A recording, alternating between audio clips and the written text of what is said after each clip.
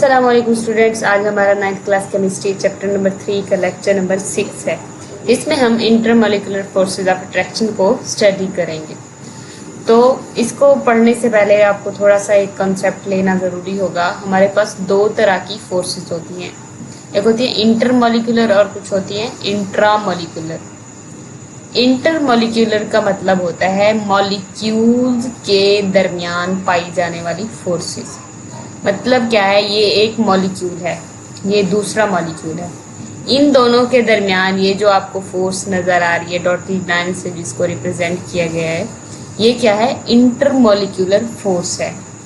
और जो दूसरी होती है इंट्रा यानी कि INTRA इंट्रामॉलिक्यूलर, वो होती हैं मॉलिक्यूल के अंदर वाली फोर्स। एक ही मॉलिक्यूल के अंदर जो फोर्स पाई जाती हैं उनको इंट्रामॉलिक्यूलर कहते हैं, जैसा कि ये आपको यहाँ पे नज़र आ रही है। जो इंट्रामॉलिक्यूलर फोर्सेस होती हैं वो ज़्यादा स्ट्रॉन्ग होती हैं और जो इंटरमॉलिक्यूलर फोर्सेस होती हैं वो थोड़ी सी वीक होती हैं, जैसा कि आपको इन लाइन से भी पता चल रहा है। ये स्ट्रॉन्ग बॉन्ड को रिप्रेजेंट कर रही हैं और ये थोड़ी सी वीक होती हैं। चलिए मज़ीद देखते हैं कि किस तरह की हमारे पास इंटरमॉलिक्यूलर फोर्सेस को इस सब्जेक्ट इस टॉपिक के अंदर डिस्कस किया गया है।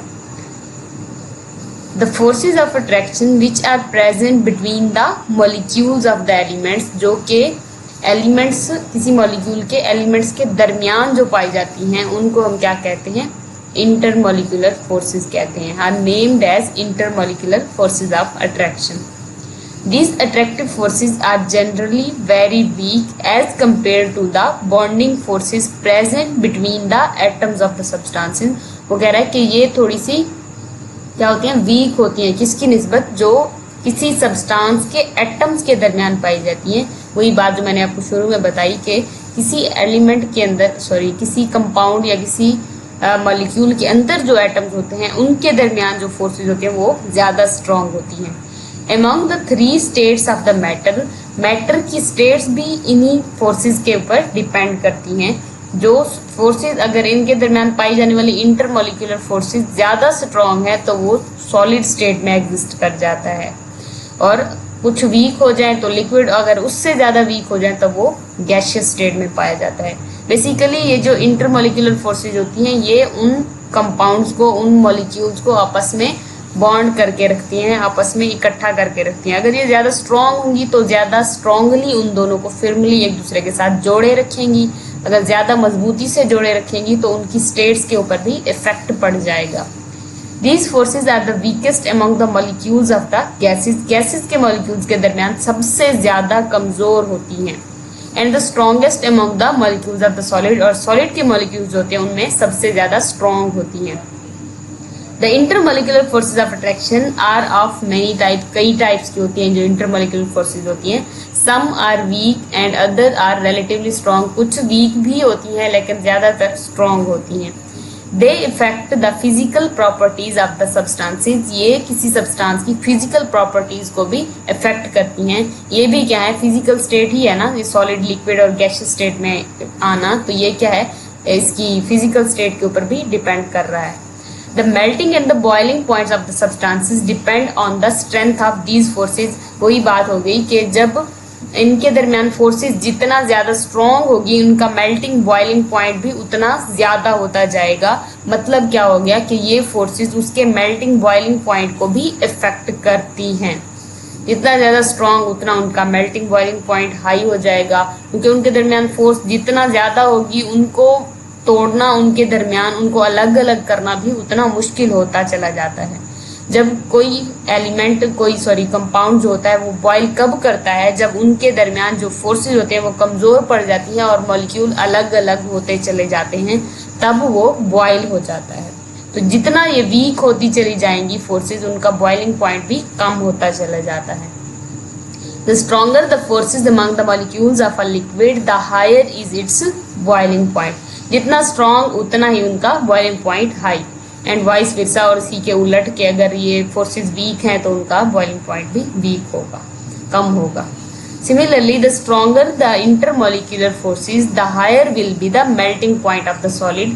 इसी तरीके से जो solids होते हैं, solids को क्या किया जाता है, मेल्ट किया जाता है, और जो liquids होते हैं उनको बॉयल किया जाता है।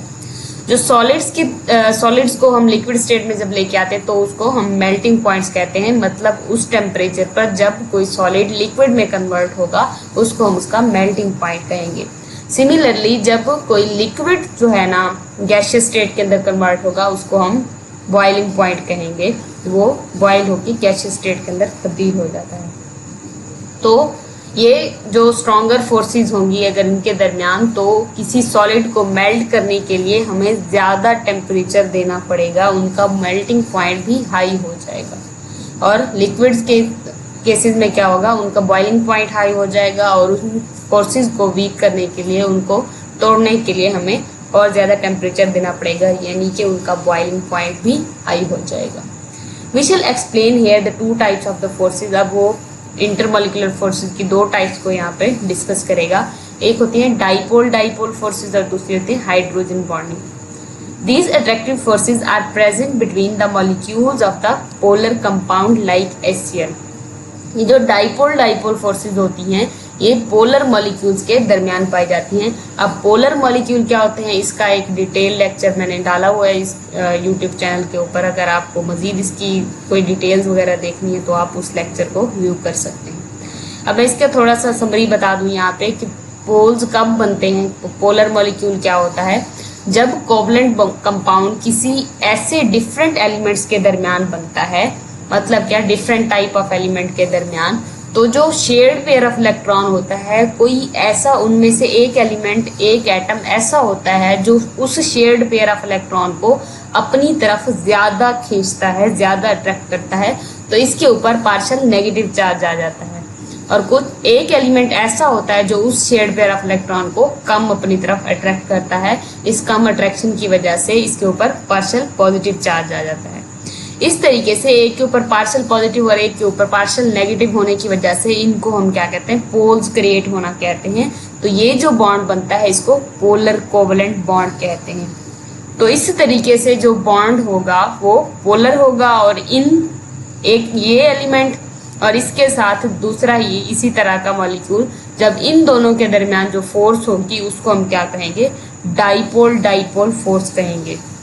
डाई का मतलब क्या होता है, दो होता है, पोल का मतलब पोल, मतलब एक के ऊपर पॉजिटिव एक के ऊपर नेगेटिव, तो ये डाइपोल हो गया।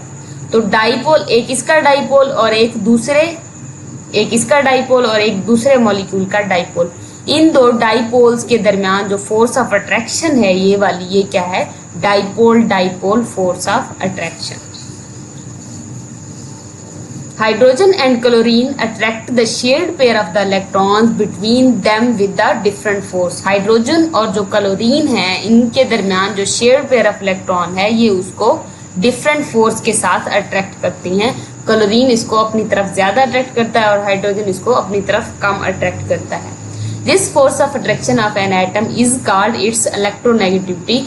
और ये जो एबिलिटी होती है किसी एटम की शेयर्ड पेयर ऑफ इलेक्ट्रॉन को अट्रैक्ट करने की जो खासियत होती है इसको हम इलेक्ट्रोनेगेटिविटी कहते हैं। तो क्लोरीन की इलेक्ट्रोनेगेटिविटी ज्यादा है हाइड्रोजन की निस्बत। Since the electronegativity of the chlorine is greater than that of hydrogen, it attracts the shared pair of the electron with the greater force। ये ज्यादा फोर्स के साथ अट्रैक्ट करेगा। As a result, the bond between hydrogen and chlorine becomes polar। और इसी वजह से ये जो बॉन्ड बनेगा इन दोनों के दरमियान वो क्या बन जाएगा, पोलर कोवलेंट बॉन्ड बन जाएगा। Due to these partial charges, the molecule of HCl starts attracting each other।